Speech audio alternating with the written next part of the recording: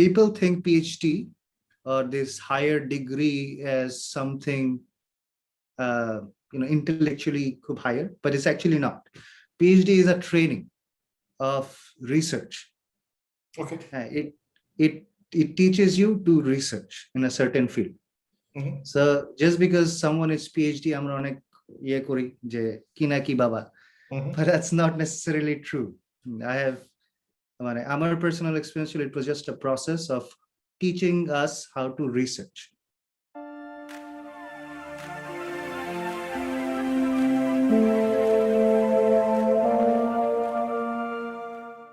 আজকে একটা interesting programme. আমার সাথে আজকে আমার এক বন্ধু ডক্টর ইকরামুল ইসলাম, ডক্টর দিয়ে জোর দিলাম কারণ সেখানেই আমরা একটু পরেই আসবো। তো আজকের বিষয়টা হচ্ছে, অনেকেই প্রায় প্রশ্ন করে আমাকে যখন স্টুডেন্টরা অনেক সময় আমাকে ফোন করে বা আমার সাথে মিটিং করে, তারা জানতে চায় কানাডায় পড়াশোনার ব্যাপারে, এবং অনেক ক্ষেত্রেই জিজ্ঞেস করে যে স্কলারশিপ কিভাবে পাওয়া যায়। তো আমি কখনোই স্কলারশিপ পাওয়ার মতো ছাত্র ছিলাম না, তো এই বিষয়ে আমি কিছুই জানি না। তো আমার এই বন্ধু ডক্টর ইকরামুল ইসলাম, উনি খুব সদ্য ডক্টরেট ডিগ্রি নিয়ে দেশে ফেরত এসেছেন, এবং তার সাথে আজকে আমরা আলাপ করবো এই বিষয়টা জানার জন্য। তো ইকরাম অবশ্য হাসতেছে খিলখিল করে, তো আমি এখন গ্যালারি ভিউ দিয়ে সবাইকে দেখতে পাচ্ছি যে খুব সুন্দর একটা হাসি দেখতে পাচ্ছি। Ikram, thank you for accepting my invitation and coming to the show. এটা খুবই একটা মজার আলাপ হবে বলে আশা করছি বা মনে হচ্ছে। তো প্রাথমিক পর্যায়ে এটা দিয়ে শুরু করব।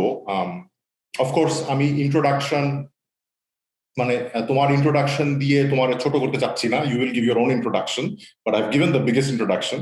বাট শুধু এইটুকু বলবো যে আমরা যখন একসাথে ছাত্র ছিলাম একাডেমিয়াতে, you are like more like us, like আমরা বলতে মানে you are always intelligent and smart, কোনো সন্দেহ নাই, কিন্তু আতের প্রকৃতির ছিল না কখনোই। আমিও তো আতের প্রকৃতির ছিলাম না। So in the end you are the only one among our like close network who ended up becoming doctor Ikramul Islam. তো সেই জায়গা থেকে এই জার্নিটা, যে এই যে এই যে এত মানে হায়ার স্টাডিজ করা, সেই এক্সপিরিয়েন্সটা নিয়ে আমরা আজকে কথা বলবো। তো তার আগে just if you can let us know a little bit about you, মানে তুমি কি এখন কি করো প্রফেশনালি, এবং এই যে ডক্টরেট ডিগ্রি যেটাকে আমরা কথা বলবো পিএইচডি, সেটা কোথা থেকে করলা, কি সাবজেক্টে থিসিসটা কি ছিল, এই ব্যাপারে একটা ছোট্ট ইন্ট্রোডাকশন দিয়ে আমরা মূল আলোচনায় যাব। So Ikram, the floor is yours. So hi everyone. Hello. And thank you, Nabil. That was a very kind introduction. Our introduction, I did my PhD in US. It was in political philosophy. It was an interesting choice because I studied a lot of things actually all my life. I studied business, I studied environment. Eventually my calling was in political philosophy. I absolutely loved it. And সামনে যখন আমরা কথা বলবো about PhD and what to do about it, I also want to emphasize this, that PhD should be a calling, because it is a big investment in terms of time and commitment, something that other than if you do not love it, you will not be able to sustain it. My dissertation was how societies discipline our emotions. So that was a very postmodern Foucauldian analysis of how our emotions are disciplined in certain ways, how we are made to feel, not only think, but how we are made to feel in certain ways, and how our feelings are also governed. So we are not only governed or policed by state, and by state I do not mean just the government body, but as a society overall, not only how by morality or by rights and wrongs and reasoning, even our very emotions are sometimes governed by the state, by overall political structure that we live in. So just to give a small example, we live in a capitalistic society. Amader emotions are in a certain way because we live in a capitalistic society. Had we lived in a 100 বছর আগে 150 বছর আগে in a colonized society in India or Bangladesh, it would have been, our emotions would have been different. So our political economy or political structure has an effect on our emotions, and it's been governed. It's not random. It has a purpose. So yeah, that's a small introduction of my work. I'm currently working as an assistant professor in BRAC, and I also work in the World Bank. Yeah, that's it. And just to give a little background of our friendship, in fact, back in our college days, you were very intellectual. I was a dumb guy, being honest. I remember watching very good movies with you. You had a wonderful movie collection. You had great reading habits. I had great conversation with you. I learned a lot from you. থামাই যে মানে তোমার ছাদেই বসে যে আমরা ঘন্টার পর ঘন্টা বিভিন্ন ফিলোসফিক্যাল এবং স্পিরিচুয়াল আলাপ করতাম, সেটা আমার এখনো মনে আছে। So they were very like formative stage of our life. তখন তো আমরা আসলে নিজেদের পার্সোনালিটিটা ফর্ম করছি এবং নিজেকে খুঁজছি একটা লেভেলে। তো সেই সময়ের আলোচনাগুলা বেশ মানে মজাই হতো আর কি। Thanks for reminding me. অনেক অনেক বছর আগের কথা, 20 বছর এরকম সময় তো হবে, অনেক মানে 2005 এর কথা, 2005 এর কথা আর কি। Right, 15 years at least.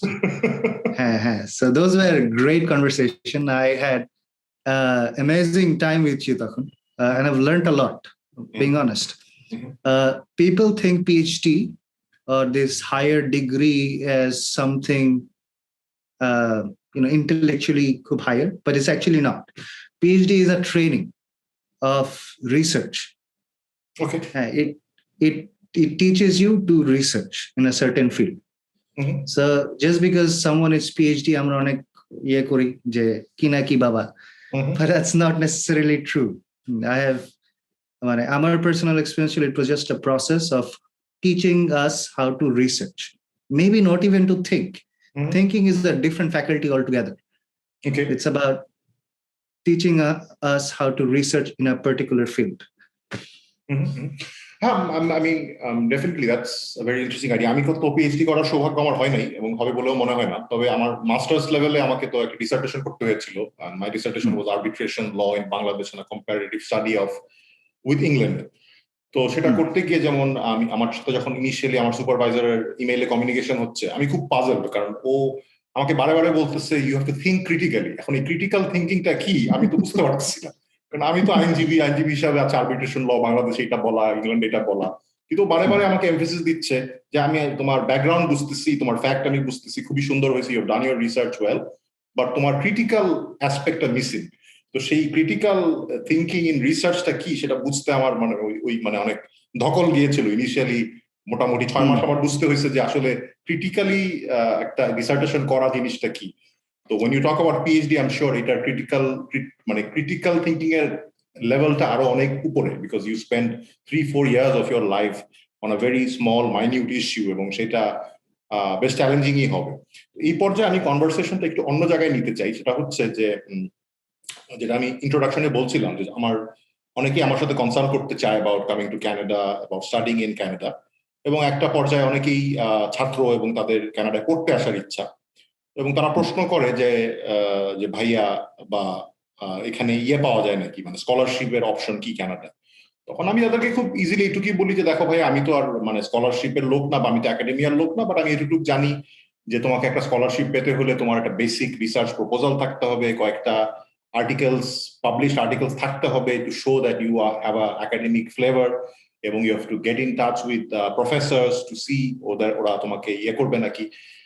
এর বেশি তো আসলে আমি বলতে পারি না, কারণ এর বেশি আমার নলেজ নেই। তো সেই জায়গা থেকে আমার যে যারা potential highly motivated students in Bangladesh, যারা কানাডায় বা আমেরিকায় পড়তে যেতে চায় পিএইচডি করতে, what would be your advice how to actually go about this, how to do their own research, যাতে তারা এটা এই রাইট ট্র্যাকে থাকে? আচ্ছা, যেটা আমি আগে কিছু টার্মিনোলজিস ক্লিয়ার করি। ফার্স্ট অফ অল, আমরা বাঙালি যখন চাই, আমরা অ্যাকচুয়ালি স্কলারশিপ চাই না, আমরা চাই funding. Okay, we want our education and our living to be funded by someone, first of all. So distinction ta keno scholarship and funding in Canada and in North America overall are two different things. scholarships are very difficult. ওকে কেন? scholarships মানে হলো it's a grant. Scholarship, fellowships, these are grants where they give you money for nothing.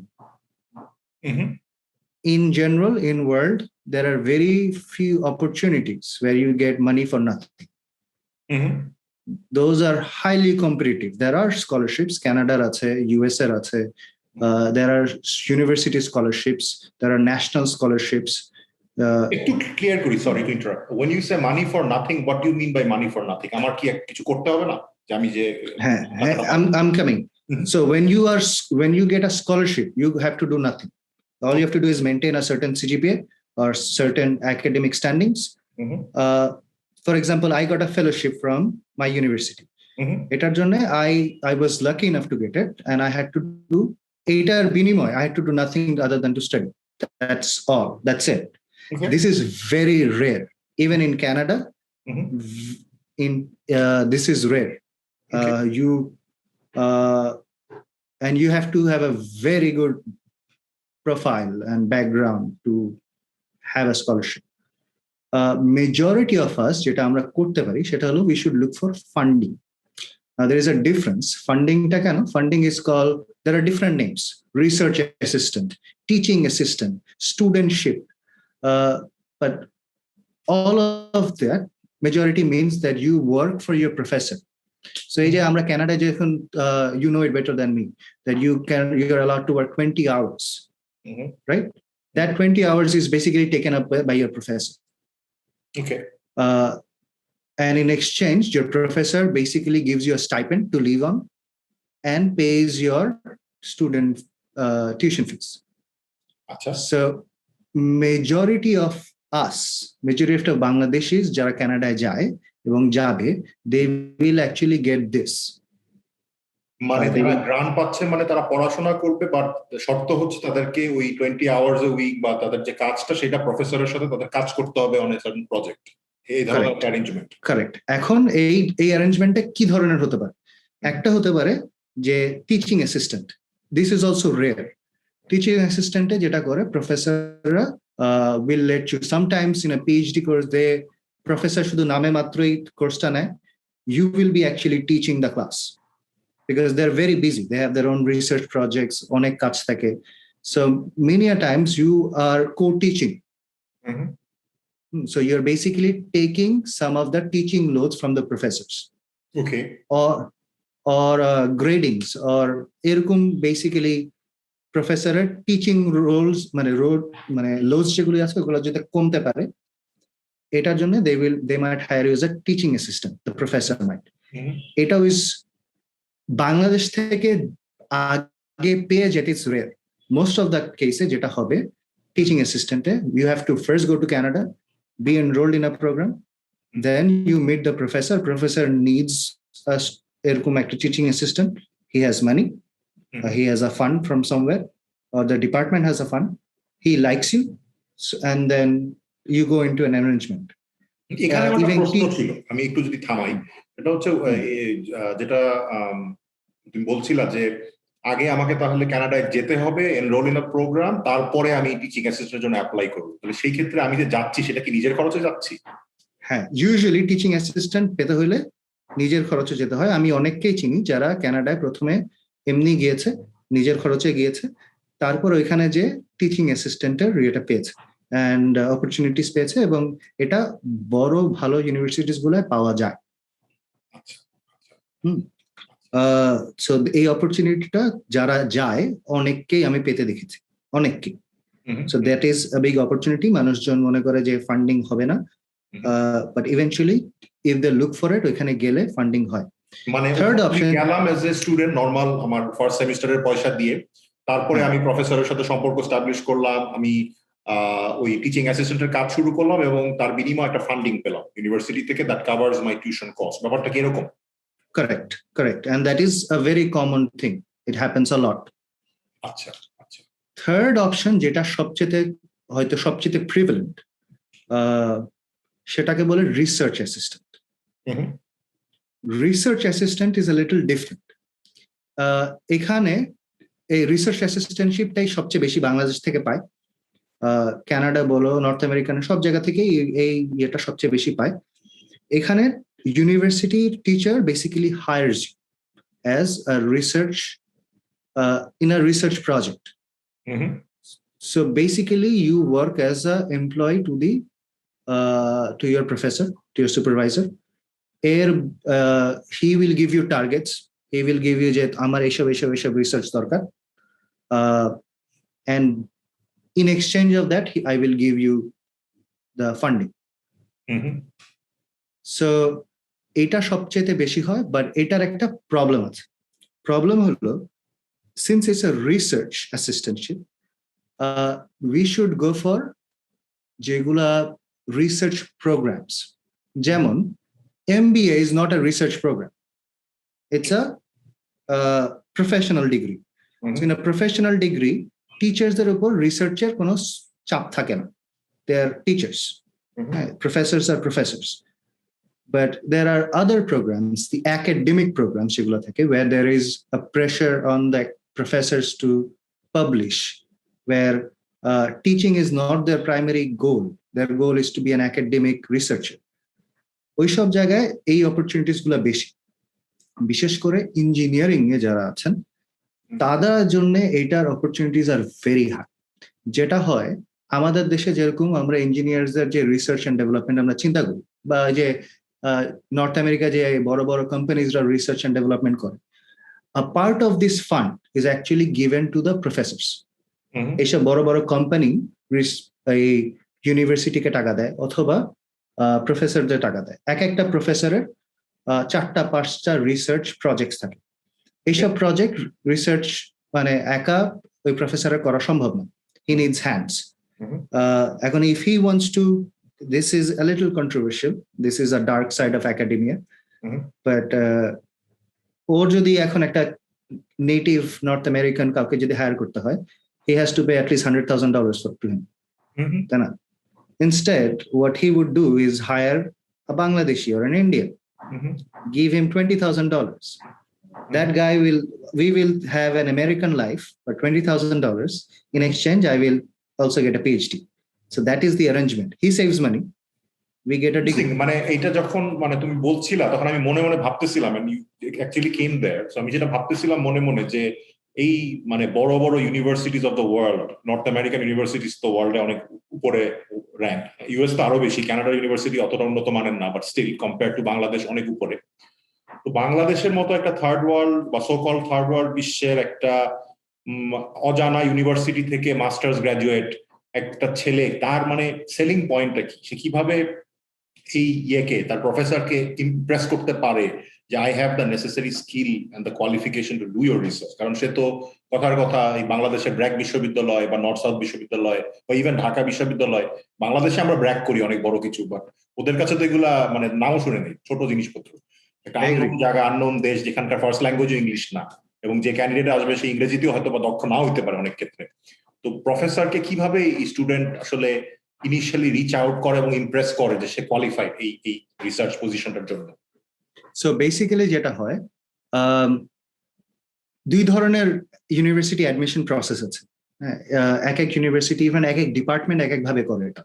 কিছু department আছে যে তোমাকে admission দিয়ে দিবে, এরপরে অ্যাপ্লিকেশন করতে দিবে, তুমি অ্যাপ্লিকেশন করবা, করে দে উইল সর্ট আউট, আচ্ছা এরকম স্টুডেন্ট আসছে, among professors who would you want to work, who would you want to pick? But Canada বিশেষ করে there is another method, যেখানে অ্যাপ্লিকেশনের সময় বলে দেয় যে specially if it's an academic degree, এই যে এরকম অপরচুনিটিস যাদের থাকে, contact your potential supervisor. So what they want you to do হলো ওদের লিস্ট থাকবে, ফ্যাকাল্টি লিস্ট থাকবে, এবং ফ্যাকাল্টি লিস্টে ওদের রিসার্চ ইন্টারেস্ট বলা থাকবে। So what we have to do হলো ওদের প্রত্যেকটা ফ্যাকাল্টি রিসার্চ ইন্টারেস্ট কি এটা পড়া, অ্যান্ড ওদেরকে রিচ আউট করা যে দিস ইজ মাই ইন্টারেস্ট। এখন ওরা আমাকে কিভাবে চুজ করবে? দুইটা রিজন। একটা, ও দেখবে যে হি ব্যাডলি নিডস ওয়ান, তখন ও দেখবে যে I am writing good enough, আমার মোটামুটি ব্যাকগ্রাউন্ড আছে, হি নিডস ওয়ান, তাড়াতাড়ি he will take you. But majority of কেসে এখন অনেক কম্পিটিশন, হি উড ওয়ান্ট যে তোমার এই ব্যাপারে ইন্টারেস্টটা কেন? Have you done any research work? Have you done any course work related to this? Because he has a fair idea যে ওর রিসার্চে ওর কি কি জিনিস লাগবে।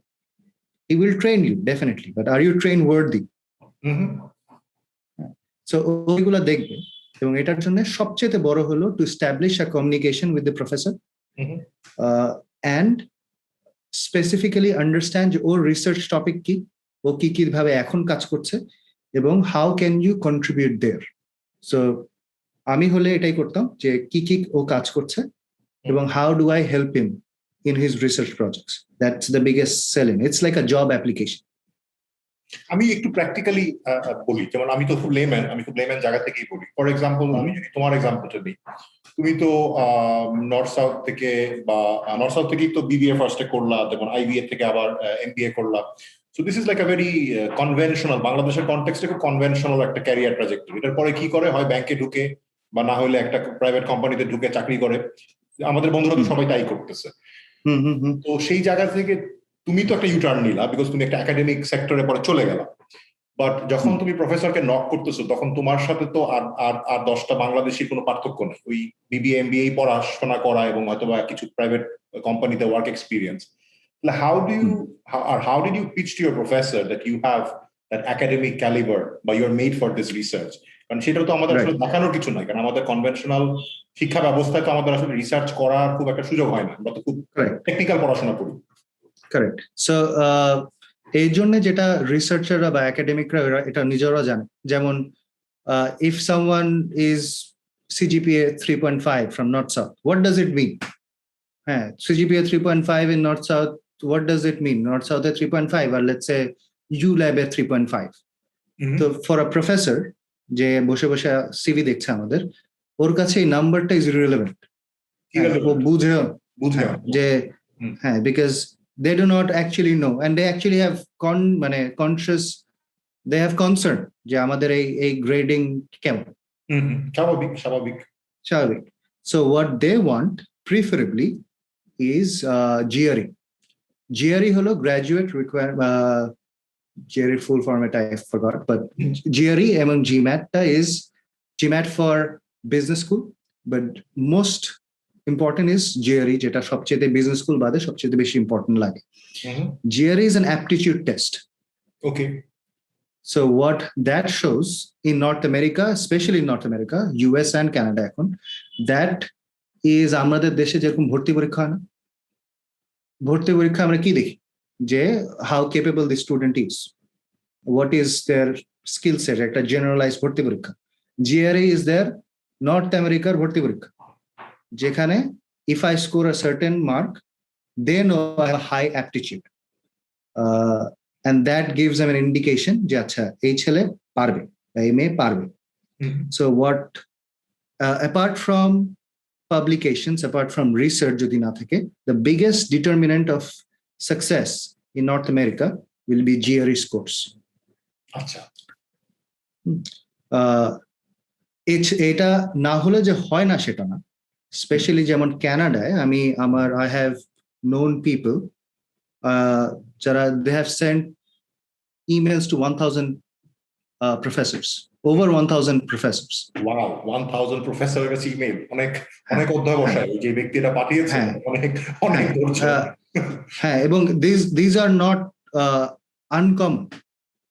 হ্যাঁ, আমি এরকম কয়েকজনকেই চিনি, আমি নিজে যেহেতু চিনি, এরকম তাহলে আরো অনেক মানুষ আছে যারা 200, 300, 400 ইমেল পাঠায়, basically reaching out to maximum number of professors who will fund you.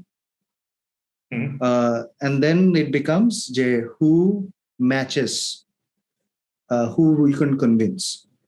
So that is a strategy যেটা মানুষজন করে। And if you write a template of your email, and if you have an idea of what just a small, খুব বেশি কিন্তু time লাগে to understand, especially যেমন ধরো you are a lawyer, right?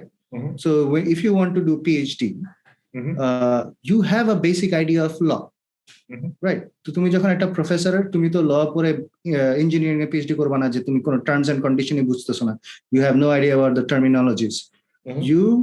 You have a fair idea of what the research is about. So you can pitch to them, Jacha, this is your research, this is what I have done or I can do. This is my GRE. Will you take me? Will you give me the funding? Let me know, or can I have a conversation with you?